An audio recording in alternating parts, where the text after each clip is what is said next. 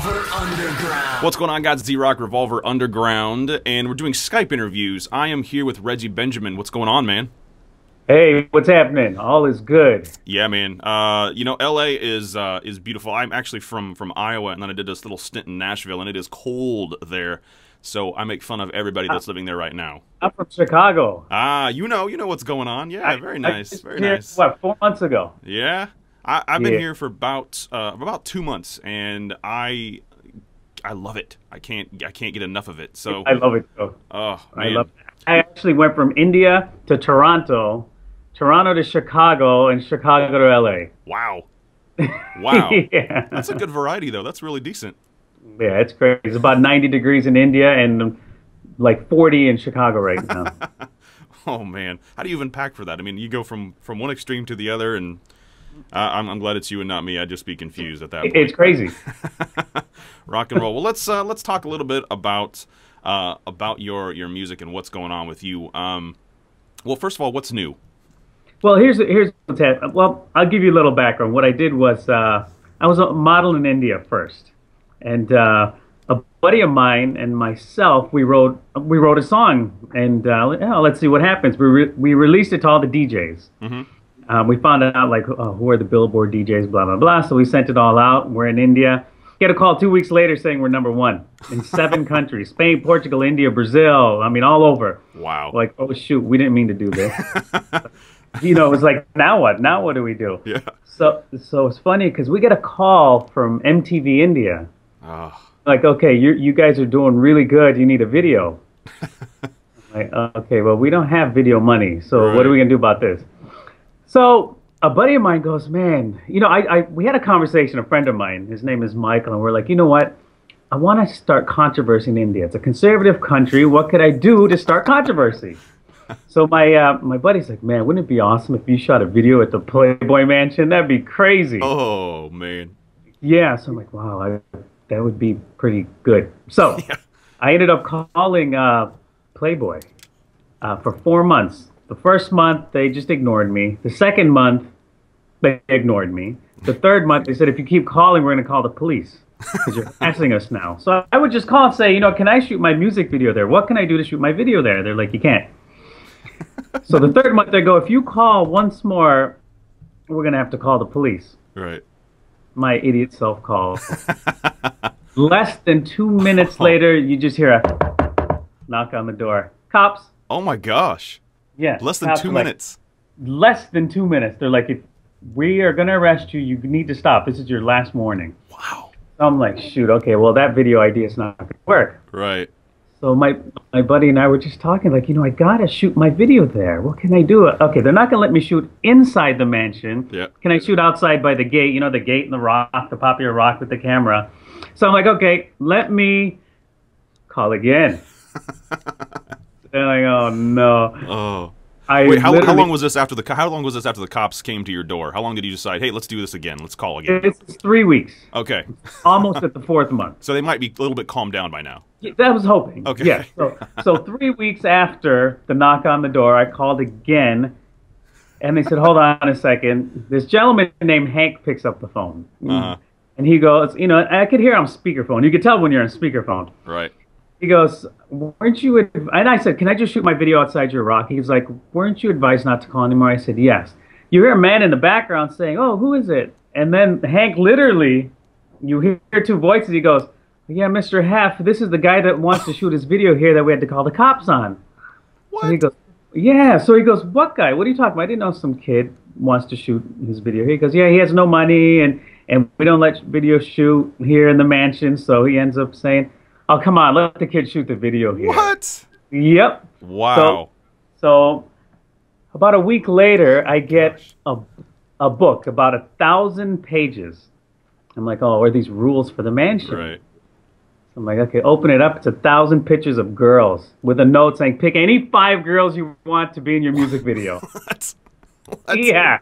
So I did. I picked 5 girls, Wow. ended up shooting my music video over there, sent it to India. Didn't make it to #1, made it to #2, and every paper said, the bad boy of India. Wow. Dude, So that's crazy. That was insane. So till this day, you know, I go hang out at the mansion. I know Hef, and Actually, at one point, Hugh Hefner had 7 girlfriends, and he goes, "Oh, you know what? Pick any 3 girls, and we'll all go to Grammy Awards." What? Like, okay, so let's go. So we all went. Oh my goodness! Wow. Well, Yeah. I'm not that cool, but I did get a chance to actually go to the Grammys, not to the Grammys, but I was doing some work with another company at the Grammys last year. So I'm not as cool as you, Oh. but I was there kind of. So did you go? Did you actually go to the awards, or you didn't go to the I awards? I didn't get to go to the awards, but I got to go to some of uh not auditions, the practices, the Oh, so rehearsals. you were the, yeah, the rehearsal. Yeah, which was amazing. It's kind of weird though because they don't allow any cameras other than what's like the 2 people that are allowed to have cameras the entire event. So we had to. I mean, we had a wireless mic, we had our video camera, and we're having to like conceal. They knew we had it, but we had to conceal it so that it couldn't Oh, get you can't any. use it. Yes, it couldn't get any type of footage at all because I didn't want anything leaked out beforehand. You bring cameras, like phones, videos? Yeah. But they watch you. We were sitting in a section of the bowl that they had so many security guards around there. Some of them were just standing around waiting for people to come in. And as soon as you sat down as media, they were less than 4 feet away from you, sitting or standing next to you, watching you at every second. Yeah. It was crazy. But I'm still not as cool as you, but I'm trying. I'm working on it. So. Yeah, so well, that got me to big status in India. Sure. And then I ended up writing another song with a guy named Maurice Joshua who won a Grammy for "Crazy in Love," Beyonce and Jay-Z. Oh wow. He did the remix for that song. So him and I actually wrote a song together, and it ended up being #4 on the American Billboard Breakout charts. Good Lord. Yeah, didn't shoot a video for that. Wow. Yet. Yes, exactly. Maybe sometime later. Exactly. Wow, man. So now I'm sure that there's a lot of things going through your head when you saw that you were that first #1 in India. But how did that all feel? And that obviously it was going to be crazy. But what was your initial feeling on that? It was crazy because India is a conservative, or was more of a conservative country, and so I haven't been there in about 15 years. And then when I released the video, I had to go. Mm-hmm. So I went with my whole family. They're like, "Okay, we're gonna set you up on this 4-tour concert that Sure. you're gonna go do." So I said, "Okay." So the first time I went and sang, it's funny because I guess in India there's no, like, it's Reggie is my name. All right. There's no G sound, like J sound, I guess. So everybody in the crowd was saying Reggie, Reggie, and I'm like, okay. And my mom's right there. I'm like, who's Reggie? They're like, oh no, that's how they're gonna say your name here. Oh wow. So I go out there and I perform. I think it's for like maybe 16,000 people. Jeez. Yeah. So I performed there, and one of the funniest thing was my mom was on the front row. A girl knew that was my mom and goes, can I ask permission to go up on stage and take your son's shirt off? It's like, okay. Awkward. Like, here, remember, you just get on stage and rip it off or something. But over there, I mean, she was asking my mom permission. She just hit on you through your mom. Isn't that weird? That's really weird and awkward at the same time. It's really weird. Wow. so that's where it is. And what I started getting into now is more music hosting. That's what I'm doing a little bit rock on. now as well. Now, speaking of music hosting, one name pops up whenever I start thinking about hosting, and that's apparently one of our, I guess we'll call him an idol, and that's Ryan Seacrest. Yes. When I started Revolver Underground almost 4 years ago, he was kind of the person that I had in mind that I kind of want. He's got everything. He's doing everything. He's got his hand in so many different things, and that's ridiculous. I can't even keep track of my 2 things that I do every day, let alone having to do 17,000 every week. But exactly. what was it like being?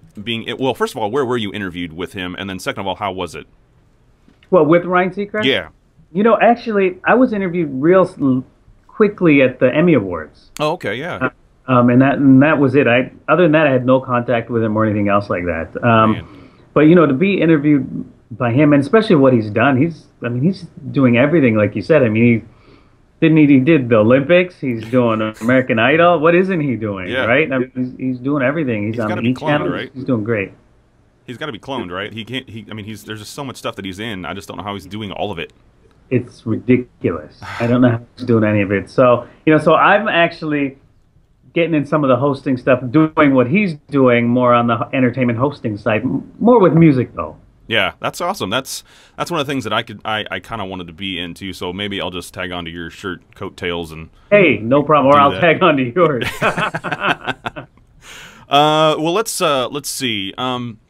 When writing music, I suppose what do you really like to write about? Like most people, just I write more, not even on experience of what I feel. It's more of a feeling. Like if I'm, in a happy mood, then I'll write something happy. If I'm kind of crabby, I'll write something that I'm pissed off. If I'm sad, I'll write something about, so I don't really write about experiences, just how I feel. Like, I'll get up in the middle of the night, have a dream, like, oh, I won $1 million or whatever it may be. I'll write like that. So it's not more of experiences that I write about, which a lot of people write on experiences. Sure. I do have some songs, but most of them are not. Sure, that's cool. And what would be your perfect writing environment? Really in the shower, and lyrics in the shower and in the car. Interesting. Now, can you remember the lyrics when you're? Do you have something to write them down, or on the phones they have those recorders? Ah, yes. That's what I do. Like, I always take my phone in the shower, sitting right there. If something brilliant comes up, I'll just whatever, and so you have insurance on your phone then, right? Yeah, absolutely. It's like my fourth one in a month. Oh my goodness! Wow. That's how I write lyrics. Music, I always just sit in a little studio and I usually write the music first. Yeah. And then the lyrics later. I have a hard time doing it the other way around. I started out doing it lyrics first and then music, and then found out that if the music comes first, you can wrap your lyrics around the music. That's what I do. Exactly. Yeah. And that's kind of how I do it as well. Now you have been in the position of selling out arenas. Yes. What? I did. Yeah, it's funny because when I after this whole Playboy thing, and I did this, got a couple #1 hits. I got a tour here in America, so I went to the Allstate Arena, Dallas Convention Center, and then Trump Taj Mahal in Atlantic City. So I did those three. It's cool because I could say this 3 days before me. Prince played. Who's Prince? He's amazing. Yeah. He sold out 13,000 people. Wow. And then 3 days later, I did 16,500. What? Yeah, and that was in the Allstate Arena in Chicago. And then I went, right after I did the same thing at Dallas Convention Center. Jeez. And then went to the Trump Taj and did the same thing again. That is, man. Is that now? Have you your first show when you look back on your beginning of your career? Did you ever imagine, like a lot of artists and a lot of musicians, bands do? They always want to look at those arenas and say, "Man, that would be amazing." I mean, was that something that you thought of? Yeah, it was like the first time I remember going out on stage, like the Allstate Arena was one of the big ones. I think I threw up just before the show. Yeah, no kidding. I was freaking out. I actually came out in the back and looked, through the curtains. And I'm like, oh, all those people are here for me. And then, I went back, and that's when I threw up. But it's amazing to see all those people there just to see me. Yeah, that would be amazing. I would probably do the same thing. I've talked in front of like 3,000 people in a kilt, and that was a little weird. Long story, but anyway, kind of a weird experience. But to have 16,000 people, it's a dream. But that's craziness. I can't even imagine right now. It's great. Well, how many viewers do you have? You have tons of viewers, right? Well, yeah, but I mean, I'm right now. They're not in front of me. Yeah, they're not in front of me though. Like, if you're on stage, they're all looking at you, expecting you not to suck. And I don't have to worry about that, because if I suck, then I just go on to the next week, and people can complain and email. But they're not in front of me, so I don't have to worry about it. Won't get tomatoes thrown at you. Exactly. Or rice in my case. Yeah. So. Now you had did Hugh Hefner, did he help you do the video for one of your songs? Yeah, that's the video I was That's talking the about. It video. was called Okay. Hurry Up. And yeah, and that's the video that I shot there, and it's called, again, it's called Hurry Up. You can see, on YouTube or maybe even on my website. Sure. Uh, so yeah, he was so supportive. He's helped me. If it weren't for him, I wouldn't have got to the video play that I got, where people got to see me. Yeah, they heard the song, but if it wasn't for the video, I would never went out there and toured. People wouldn't know what I looked like. Right. And he helped me make that possible. Wow. That's amazing. People sometimes give him some crap, but I think he's a genius. First of all, he just knows really how to do business. But he seems like a really nice guy too, just in general. Oh, he's awesome. That's He's so great. nice. Actually, we went to a charity party there. So I took my mom was in town and one of my aunts, and I took them all to this party because everyone thinks, all the parties are all naked girls, which is not true. Right. And he actually had a half-hour conversation with my mom, just sitting down, and my mom's not very good at English. Right. So he sat down with her for a half hour, and they just talked about everything. Wow. Which That's is pretty cool. I mean, who does that? You know what exactly. I mean? Yeah. Did he say anything to you, after he found out who you were and what the process was of you getting to shoot that video? Did he say anything about that? Was he just like, hey, sorry, I don't know what happened, or? Well, he did. He was just like, sorry it's so difficult, but they have to be like Right, that. right. That's what he said. But everybody else was. I know all the people that worked there for the most part, if they still work. But they were all great, and they were doing their job, so I understand. Yeah, absolutely. The police knocking at the door, I wasn't too happy about that, but that is harassment. Yeah, So yeah. if I didn't harass them, I would never got to shoot the video there. Exactly. Well, you may have done some jail time, but luckily Hef was in the room and he heard. Yeah, exactly. Yeah, Oh. no jail, not yet. Oh man, that's crazy. So for everybody, I just want everybody to know that is watching this and listening to this interview that they are seeing and hearing India's Sexiest Man. Is this true? Uh-oh. Yes. You know what? Well, long story. For about 3 years, about 5 years ago, I was voted India's Sexiest Man. Wow. And then 2012, this year, it's India's Sexiest Man in America. Ah, okay. So, well, there's 5 million Indians in America, so that's pretty good. That's pretty good. Well, I think it's good anyway. I mean, for you to be voted that. I mean, I was voted #1 douchebag on radio for 4 years now, for 4 years row. So I think I'm doing pretty good. They still have yet to give me an award, but they seem to be spreading it all over the internet. So hey, that's great. I feel pretty good about it. Yeah, I mean, I'm accomplishing something. My mom is very proud. That's nice. Well, you said you were signed to Motown. Yeah. So what's the deal with this? Okay. So what happened was I did what is that called? I sang in front of managers and agents and Audition? A showcase. Oh yeah, okay. Yeah. So I did a showcase, and Barry Gordy's son was in the crowd that night after I performed. He goes, "Hey, I want to talk to you. Let's talk." So we had a meeting, set up a meeting the next day. He's like, "We want to get you with my dad." So we signed a deal with him, and that whole deal. But what happened was they're like, "Oh, you got to wait a year because this is about 4 years ago. They're like, Michael Jackson's new album's coming out, and he's going on this big tour, so you can't compete with Michael because you can't. Right. It just won't happen." So they shelved me for a year. Then he died, and then they shelved me for another year, and then my contract was done, so I walked away from that. So you didn't? They didn't do anything for you. We finished the whole album. But what did you do anything with that album? No, it's still sitting there. So it's just a waste of time. It was a waste of time, and a guy, I had great producers on my album, like the guy who he did the lyrics for "You Are So Beautiful." Yeah, so yeah. Bruce Fisher. Mm-hmm. He wrote 2 lyrics. He was a lyricist on 2 tracks of mine. Oh wow. So, I had big people in the whole album. And I'm sure that they have the rights to that now. You can't touch them. We both have rights. Oh, okay.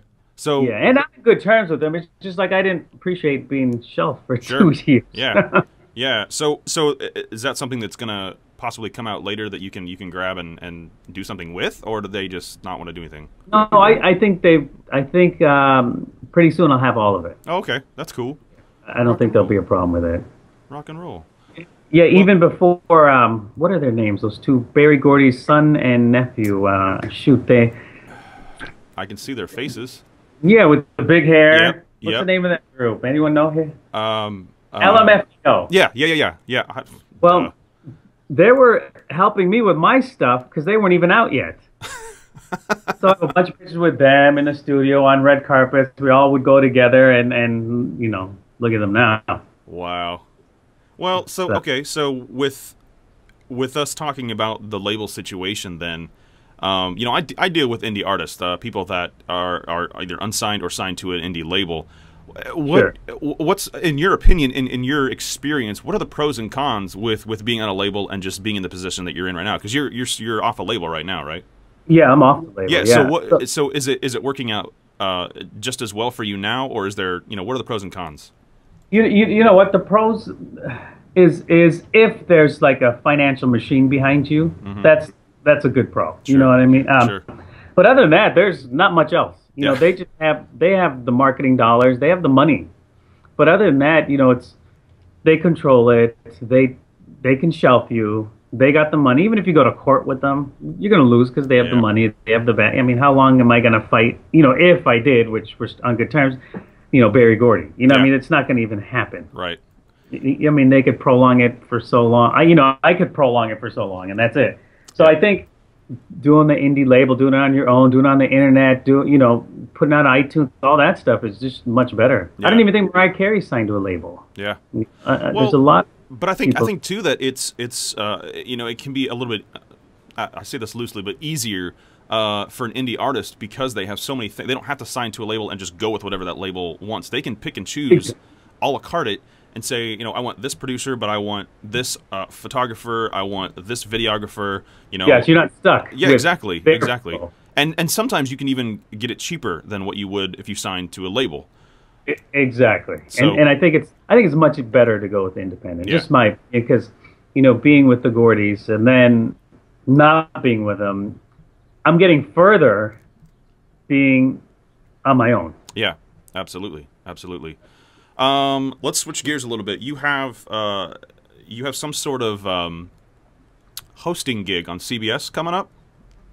Well, no, I did. What I did was I did the pre-party for the Emmy Awards. Ah, yes. Sorry, my bad. Teen Choice Awards. Okay, Teen Choice. Yeah, well, that's still cool. Yeah, that's awesome. Yeah, so I did the hosting for the pre-party for the Teen Choice Awards, so I got to meet everybody. One Direction. I mean, you know, everybody. So I hosted that, which was great on the red carpet. I got to meet tons of people. Got a lot of connections through that. Sure.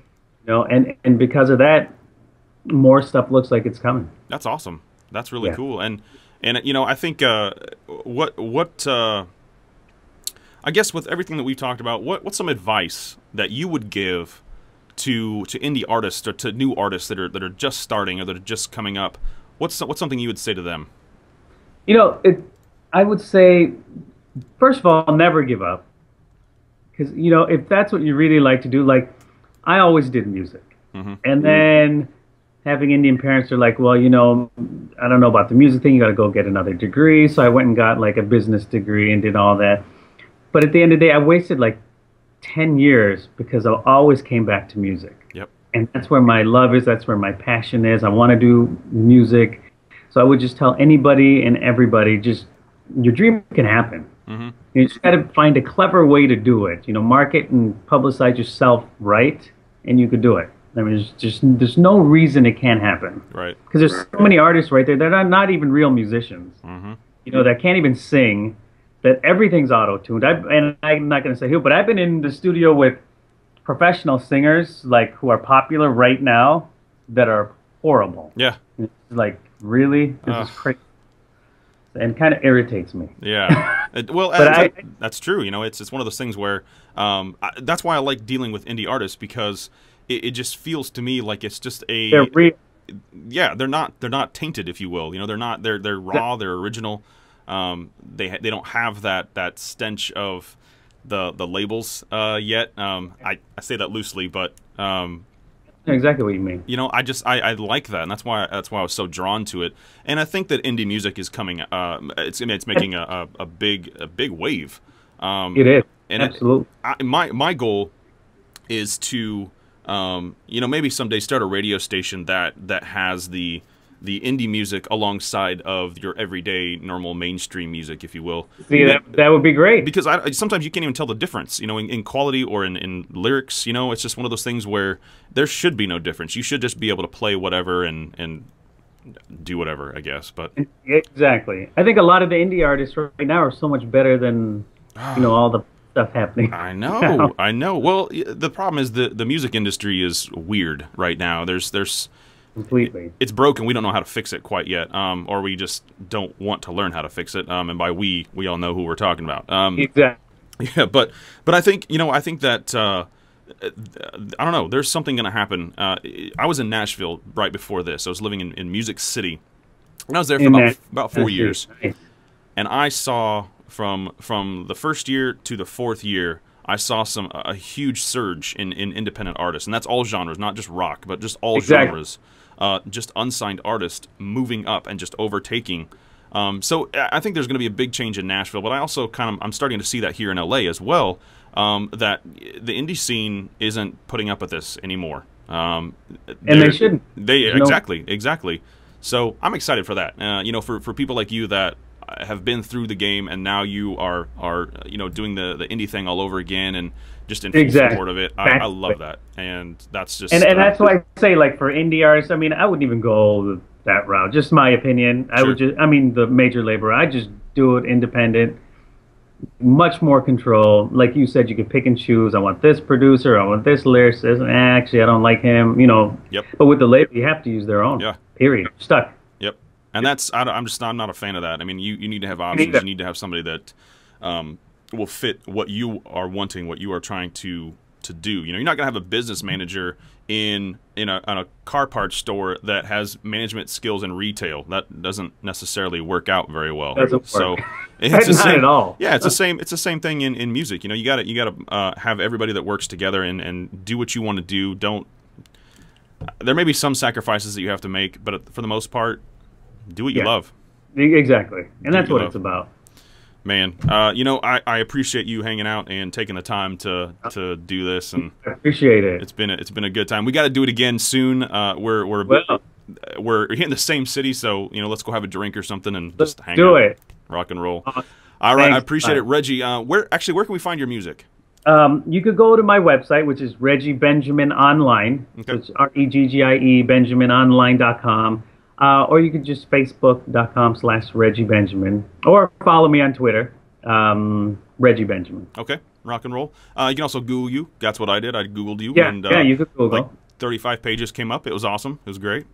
So there it is, Reggie. Thank you so much for hanging out. I do appreciate it. All right, we'll talk to you soon, man. All right, bye. Revolver Underground.